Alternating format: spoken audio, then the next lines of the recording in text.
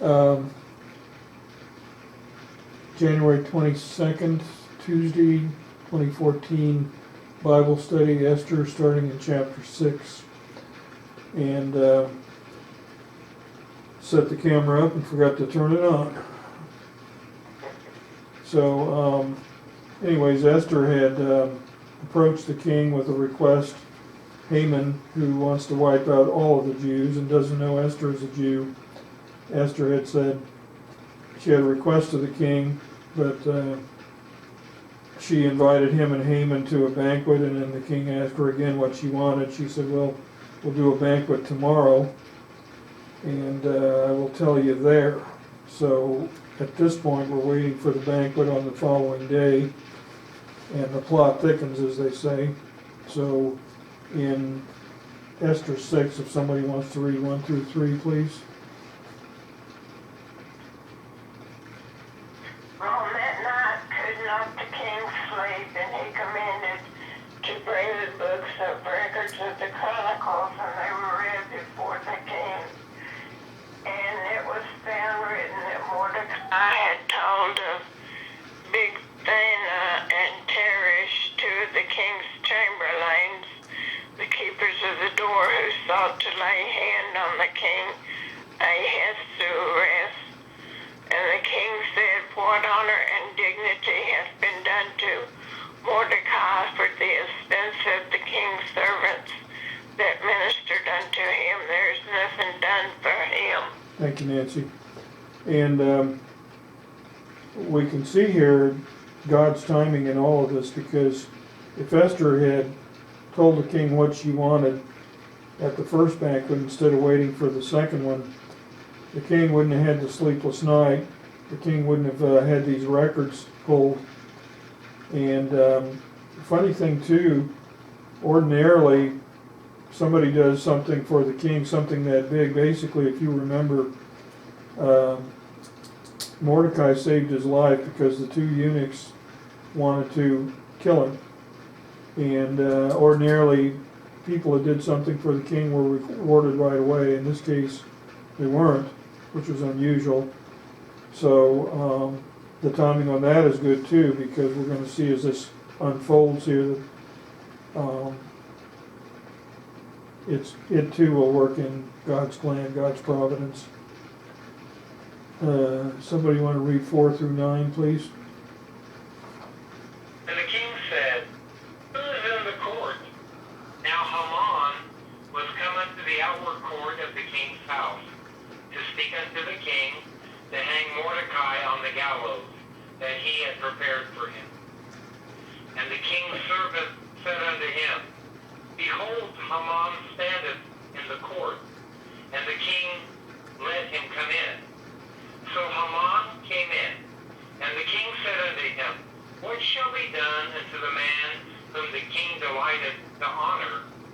Now Haman thought in his heart, to whom would the king delight to do honor more than to myself? And Haman answered the king, for the man whom the king delighted to honor, let the royal apparel be brought, which the king useth to wear, and the horse, and the king rideth upon, and the crown royal, which is set upon his head. And let this apparel and the horse be delivered to the hand of one of the king's most noble princes, that they may array the man to fall, whom the king delighteth to honor, and bring him on horseback through the street of the city, and proclaim before him, thus shall it be done to the man whom the king delighteth to honor. Thank you, Rex. This is, this would be funny if it wasn't so deadly serious, because Haman comes in here and he's going to wants to put Mordecai on the gallows, on the scaffold, and has no idea. I mean, like he just said here, he thinks the king's talking about him. And by the way, what Rex was reading there about the royal crest that's on the head of the horse, there's an interesting footnote down here that the royal crest on the head of the horse was a crown that formed from the forelock of the horse. In other words, this hair that hangs down in front. Stone carvings of horses with this type of crest have been found at Persepolis, another Persian capital. Persia had 4 capitals, by the way. But I think that's interesting because I always remember what Alan said about, you know, how he's realized these are real life, living, breathing human beings. Well, here we read about, you know, that royal crown or crest that they're putting on the horse's head, and they've actually, archaeology has actually backed it up. They actually have stone carvings of horses with that type of crest. They've actually found them. I wouldn't be surprised if we could go online and find pictures of those if we tried hard enough. So anyways, things are villain here. Things are tables are kind of turned on him. Or they will be turned, that's what I mean to say here. Somebody read verse 10 and to the end, please.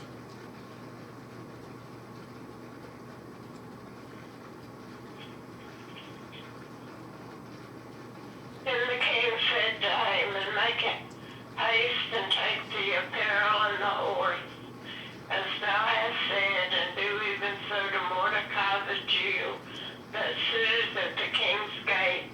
Let nothing fail of all that thou hast spoken. Then took Haman the apparel and the horse, and arrayed Mordecai, and brought him on the horseback through the street of the city, and proclaimed before him, thus shall it be done unto the man whom the king delighted to honor. And Mordecai came again to the king's gate, but Haman hasted to his house mourning and having his head covered. And Haman told Zeresh, his wife, and all his friends everything that had befallen him. Then said his wise men and Zeresh's wife unto him, if Mordecai be of the seed of the Jews, before whom thou hast begun to fall, thou shalt not prevail against him, but shall surely fall before him. And while they were yet talking with him, came the king's chamberlains, and hasted to bring Haman into the banquet that Esther had prepared. Thank you, Nancy. And by the way, going back there to verse 10, something just dawned on me this moment. The king tells him to bring Mordecai the Jew in.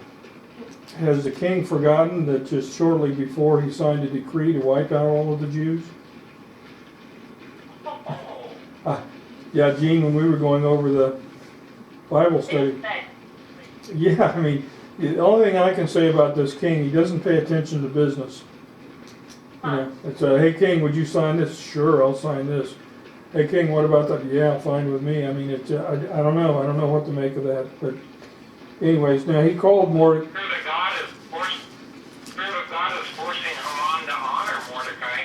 Yeah, it could be that. It could just simply be that, well, remember back in Proverbs 21:1 that why don't we go back there?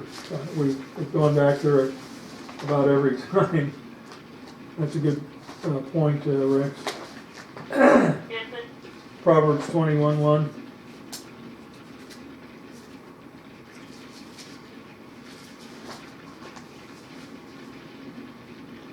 The king's heart is in the hand of the Lord, as the rivers of water. He turneth it whatsoever he will. Yep, there it is. So the king says, yeah, I decided to do such and such. Well, maybe yes, maybe no. Maybe God decided you were going to do it, you know. I was thinking back in Ezra where Cyrus first had the decree that he was going to send all of the,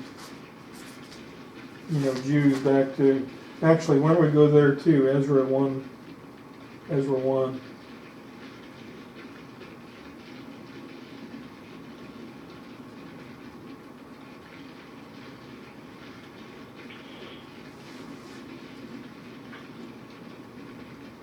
And bear in mind, when we get there, we need to read verses 1 through 4. Bear in mind, this is a pagan king.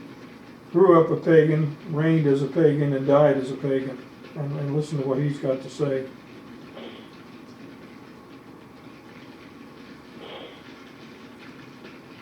Then say Ezra 1? Yeah, 1 through 4.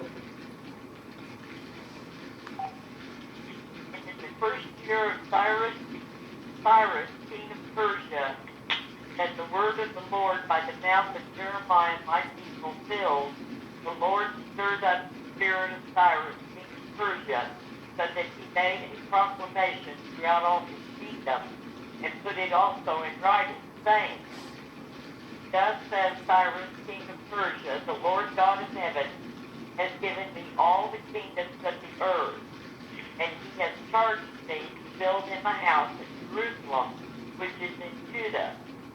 Whosoever there is among you of all his people, may his God be with him, and let him go up to Jerusalem, which is in Judah, and build the house of the Lord God of Israel. He is the God who is in Jerusalem. And whoever remains in any place where he resides, let the men of his place help him with silver and gold, with goods, and with animals, besides the free will offering for the house of God that is in Jerusalem. Thank you, Gene. And we're sitting there and we're saying, say what? And once again, like Alan said, you know, if you never picked up a Bible, you could read about Cyrus in the history books. Cyrus was a real, live, living, breathing human being. So, and you know what? I was just thinking, I didn't call Mary. Oh, I don't know if this will work or not. You guys want to hold on a minute? I'll see what I can do. I have no idea whether I can get a hold of her. Sorry about that.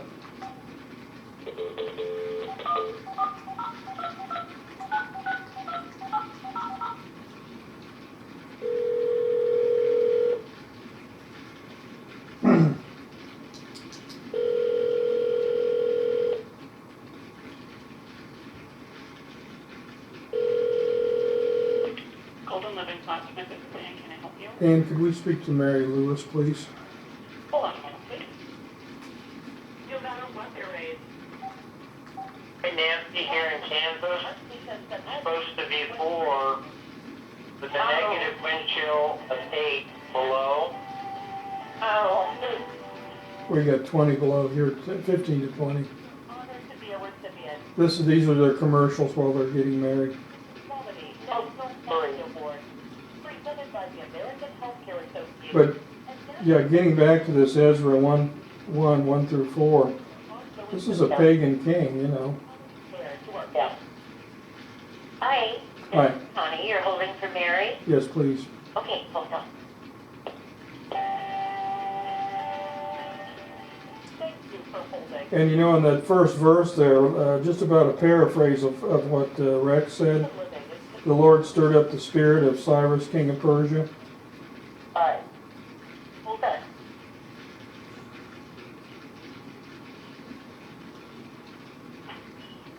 Mary, we have a telephone call. We have a telephone call. You better turn your TV down a little bit. I don't know.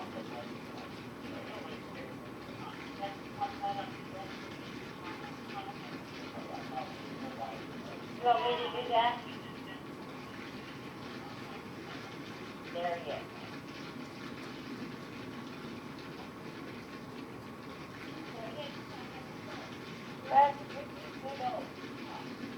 Hello. Hey Mary, we're a day late on the Bible study this week. Are you with us? I can't hear you. We're a day late on the Bible study. Are you with us tonight? Yeah, but what's this even? I had to have a meeting last night, so For Wednesday, isn't it? well, we're doing it tonight, just this 1 week. Just this 1 week, we're doing it Wednesday. I know, that's what I'm saying, Tom. Okay, so are you with us tonight? I'm gonna listen a while. Okay. Who's going on? Rex is here, Gene Ward is here, Nancy is here, and Alan and me. I know. I was going to ask the gal when she brought me the phone if I got any mail today, and I forgot it. She says, hurry and get on the phone, so I forgot it. Okay, well, we've started already. I'm sorry, but I meant to call you right when we started. It slipped my mind. So you ever buy? Yeah, you want Tom. I I did. just told him just a while ago this Wednesday night, if anybody calls, it'll probably be Tom. Yeah. Have you got a Bible? No, and I can't see good enough where I'm at right now. Okay, well, we're in Esther 6. We're in Esther 6. And we had just read... the only one, Tom, I can hold up is that what I was talking about. Okay, well, we're going to continue. And we just finished... okay, we're in... we just finished chapter 6, actually, in Esther. And now another point there in verse 10, the king called Mordecai the Jew. Was Mordecai actually a Jew, technically? Well, no, I don't know. Well, I'm talking to everybody here, Mary. Okay, we go back to chapter 2 in Esther. And now they're calling him a Jew, but actually, would somebody read verse 5 there in chapter 2? Now in Shushan the palace there was a certain Jew whose name was Mordecai, the son of Jair, the son of Shimei, the son of Sid, a Benjamite. Thanks, Gene. So he's actually, even though they're calling him a Jew, he's actually a Benjamite, and the commentary says the term Jew derived from Judah came into use during the exile because the people were principally from the southern kingdom of Judah. And generally in the southern kingdom, also known as the southern kingdom or the kingdom of Judah was actually Judah, Benjamin, and the Levites. But they just took to calling them the Jews because most of them were from Judah. And of course, if you're a Jew, it means you're from Judah. Another just interesting sideline there, in my opinion. Excuse me. So anyways, this ruined Mordecai's day. I'm sure he planned by this time that probably Mordecai either would have been hanging on the gallows or would have been close to hanging on the gallows. Now, his wise man and his wife apparently know the reputation of the Jews, where they were telling him in that verse 13, if Mordecai before whom you have begun to fall is of Jewish descent, you will not prevail against him, but will surely fall before him. We don't have an explanation on that, but it does say the Hebrew wording is quite strong. The meaning is that he will most certainly fail.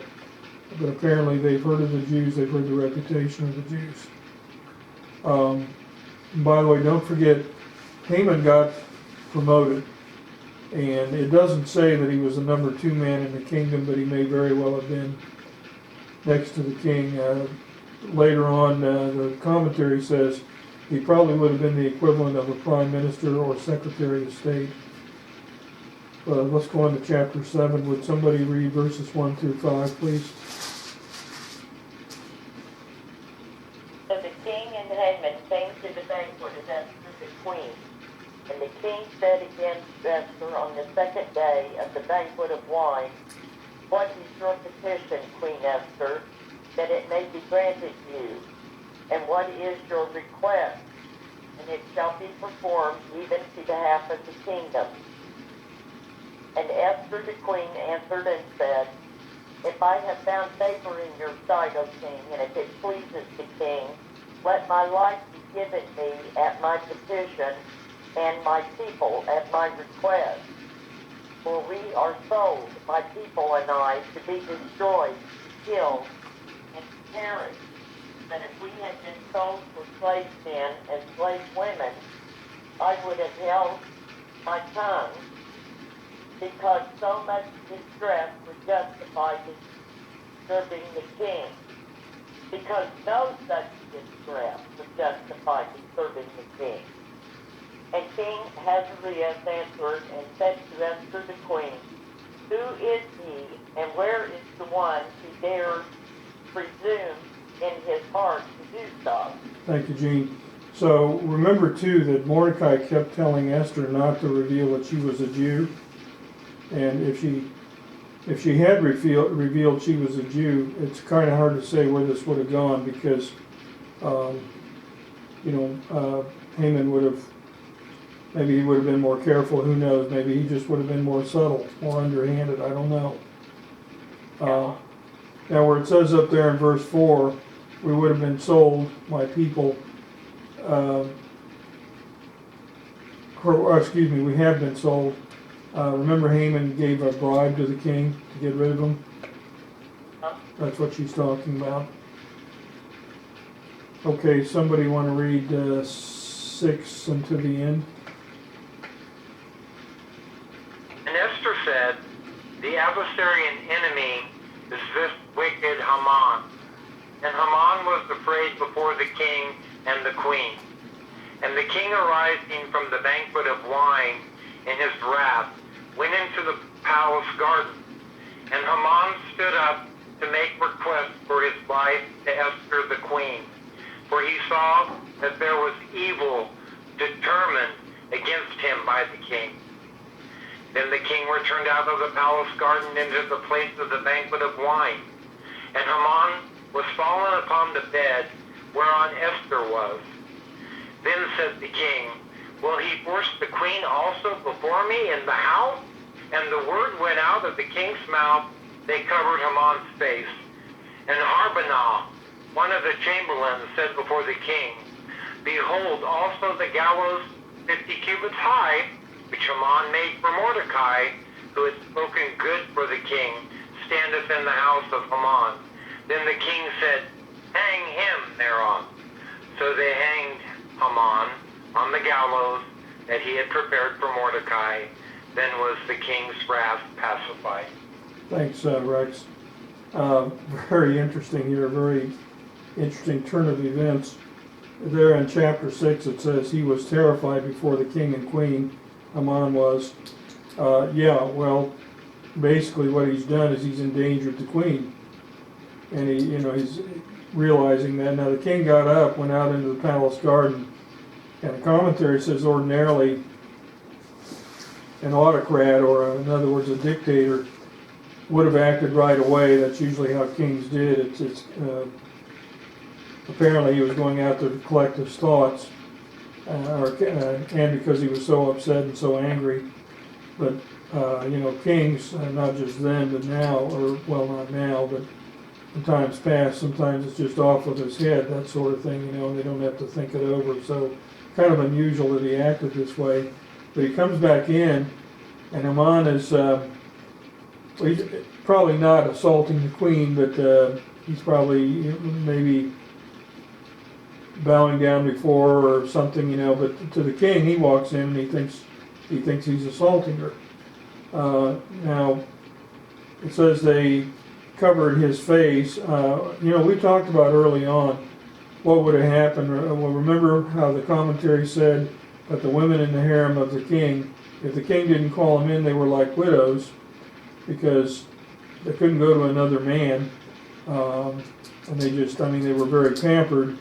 Like Nancy said at the time, they probably laid around eating chocolates.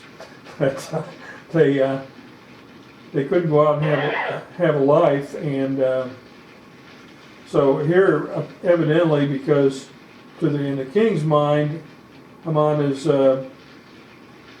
assaulting one of the members of the harem, he's going to die.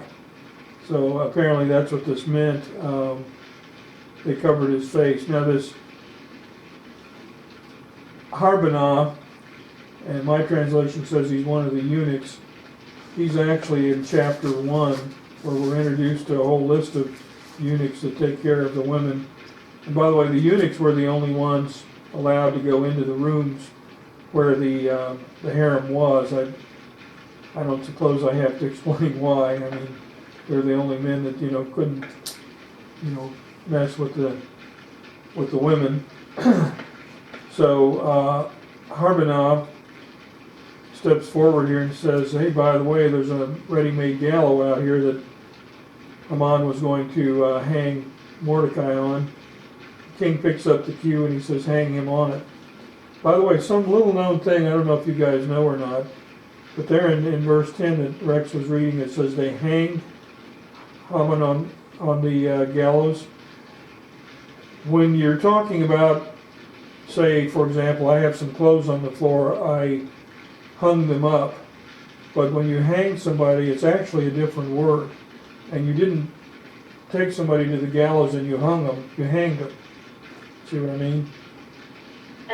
And I've seen the news people before say so-and-so was, well, you've probably heard that in movies before where they'll say a person will be hanged by the neck until dead. They don't say hung by the neck until dead.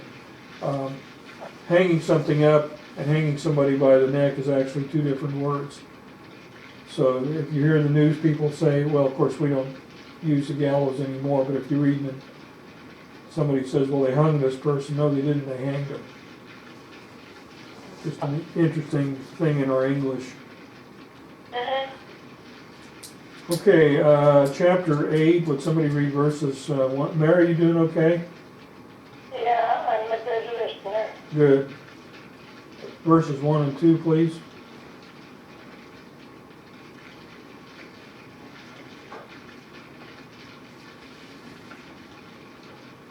On that day, King Ahasuerus gave the house of Haman, the Jews' enemy, to Esther the queen.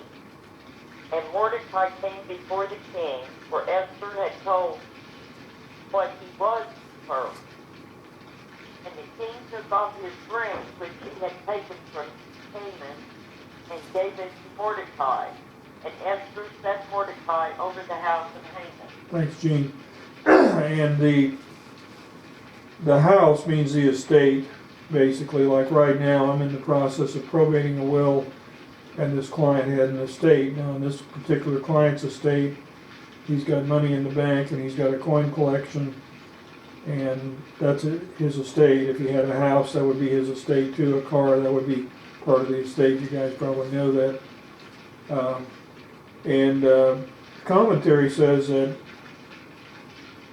Haman was probably, as I said before, prime minister or secretary of state.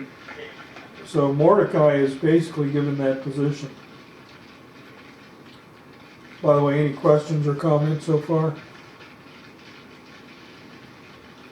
Okay, Well, that's good with that. good deal. Could somebody read 3 through 6, please? And Esther spake yet again before the king, and fell down at his feet, and besought him with tears to put away the mischief of Haman the Agagite, and his device that the king he had devised against the Jews. Then the king held out the golden scepter toward Esther. So Esther arose and stood before the king, and said, if it please the king, if I found favor in his sight, and if things seem right before the king, and I be pleasing in his eyes, let it be written to reverse the letters devised by Haman the son of Hammedatha the Agagite, which he wrote to destroy the Jews which are in the king's provinces. For how can I endure to see the evil that shall come into my people? Or how can I endure to see the destruction of my kindred? Thank you, Nancy. Let's see, there was a comment I was going to make here. Remember how we talked about the laws of the Medes and the Persians? Let me just read the footnote. In the Persian Empire, a royal decree could not be altered, but a second one could invalidate it. Thus the king instructed Mordecai and Esther to write a second decree. The second decree would carry all the weight of the former one, but would reverse the expected results. What we're going to see is they basically let the Jews arm themselves, because see, they can't go back and say the first one was wrong, which is a stupid way to do laws. We don't do it that way in this country, of course. If the laws needed to be changed, we just change the law. But here you had to pass a separate law.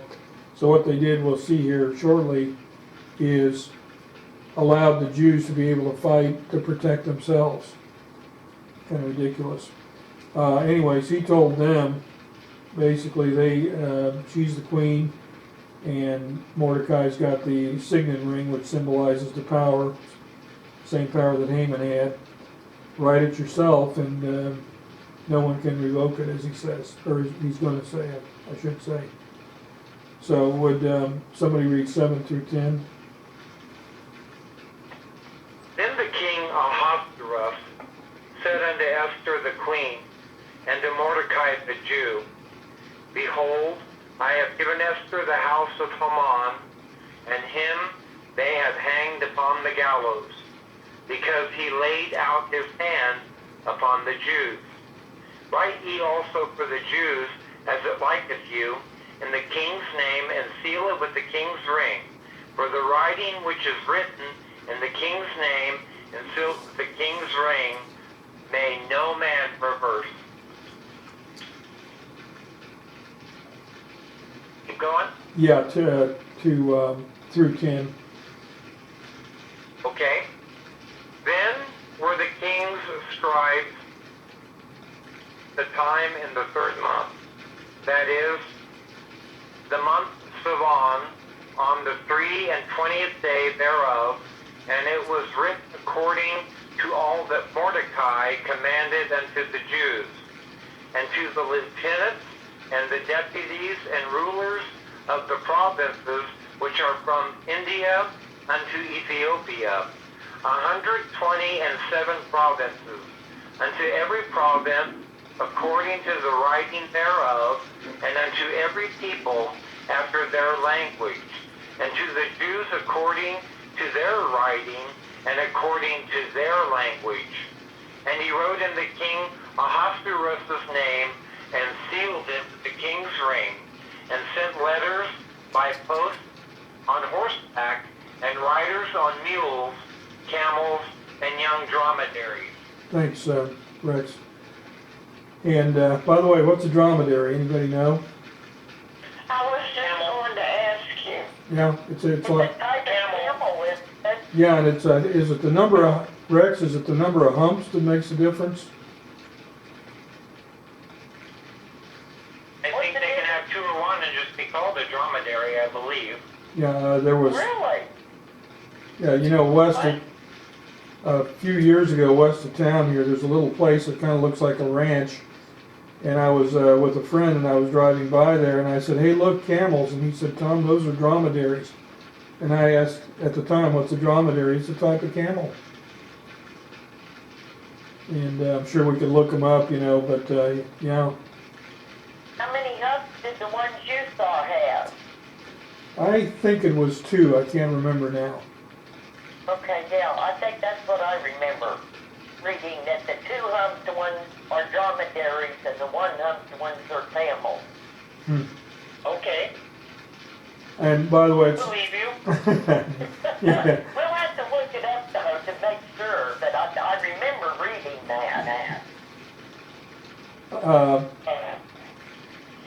in 9 there where it says in the 3rd month, according to the footnote here, this would be May to June. The date would give the Jewish people approximately 8 months of preparation for any attack. And like I said earlier, rather than, they couldn't get rid of the first decree, so they apparently were arming themselves, and we're going to see that as we go on here. So, anyways, would somebody read 11 through 14?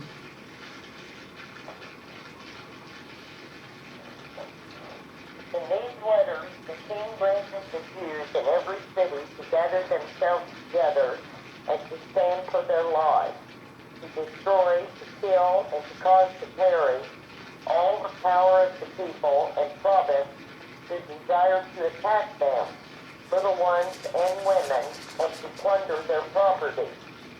On one day, in all the provinces of King Ahasuerus, on the 13th day of the 12th month, which is the month Adar, a copy of the writing for its men to be given in every province was announced to all people, even that the Jews should be ready against that day to avenge themselves on their enemies. The couriers riding on stallions and royal steeds went out, being hurried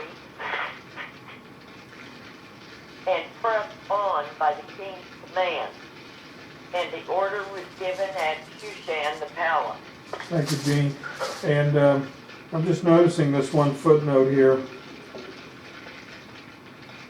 Some commentators understand this verse to mean, this is verse 11, to mean that the Jewish people were given permission to slaughter even the wives and children of any people that would attack them. Another view is that the Jewish people may not have carried out what was permitted, but killed only the men who attacked them.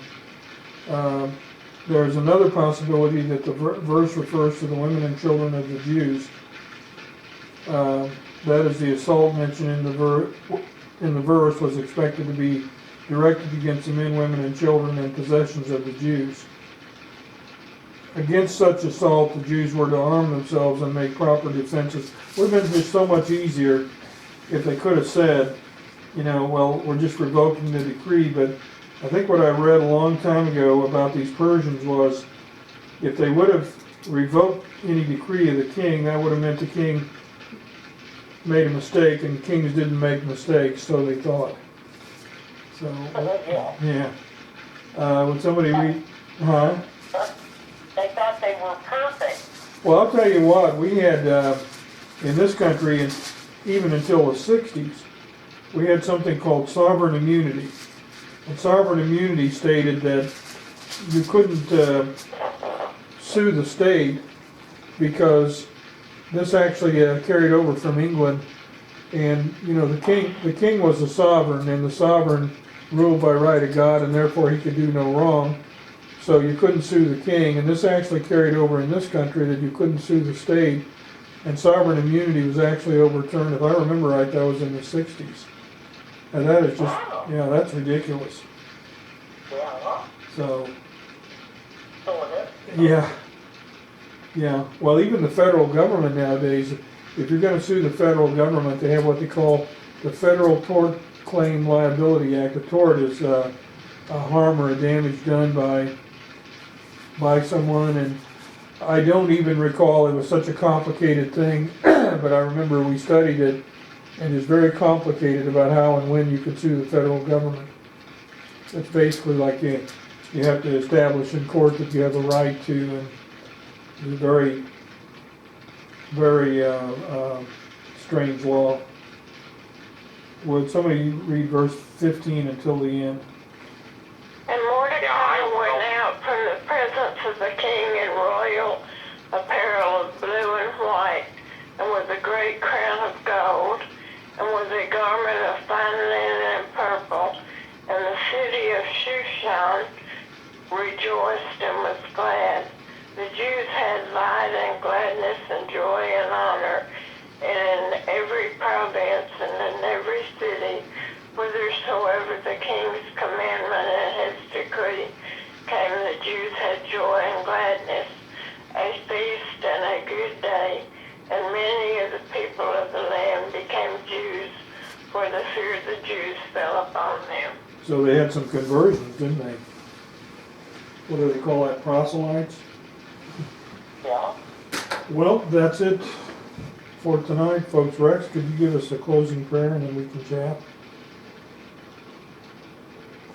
Father, thank you again for your word and how we can magnify it in our hearts, minds, and souls.